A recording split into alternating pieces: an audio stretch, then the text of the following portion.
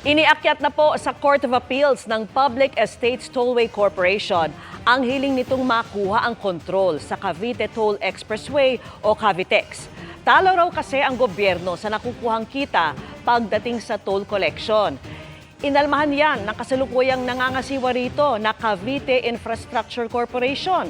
At nakatutok si Sandra Aguinaldo. Ang sabi ng Public Estates Tollway Corporation o PEATC, dapat nang ilipat sa gobyerno ang pangangasiwa at pangongolekta ng toll sa Cavitex o Cavite Toll Expressway.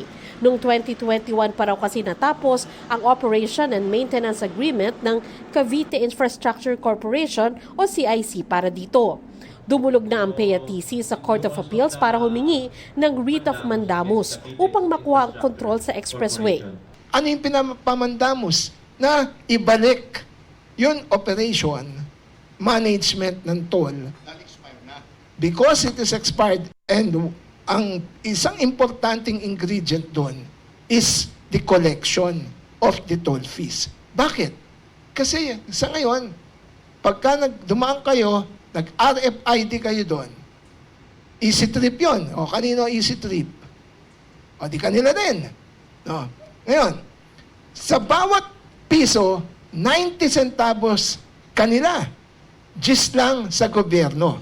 Ayon sa PEATC, base sa naunang kasunduan, 90-10 ang hatian sa kita sa toll, 90% sa pribado at 10% sa gobyerno. Kaya raw noong 2022, 22.9 billion pesos umano ang share sa toll collection ng CIC habang halos 2.3 billion pesos lang ang sa gobyerno. Hirit ni Inton, dapat raw 60-40 na ang hatian pabor sa gobyerno. Bakit sinasabing 60-40? Kasi na-comply na yung mga dapat i-comply. Bakit natin kailangan makuha to? Dahil luging-lugi na po Pilipinas. Ang CIC ay isang unit ng Metro Pacific Tollways Corporation o MPTC. Katwiran ng MPTC, bagamat expired na ang Operation and Maintenance Agreement ng CIC, umiiral pa naman daw ang operation and service contract nila sa Cavitex. Hindi rin daw tama na maging 60-40 pabor sa gobyerno ang hatian sa nakokolektang toll.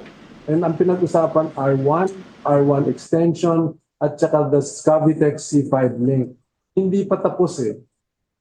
So hindi pa pwede i-shift sa 60-40.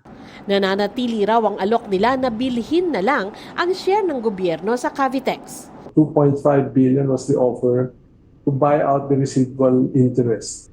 We have submitted offer 4 times in the past. The offer is to take over that, to buy that revenue share.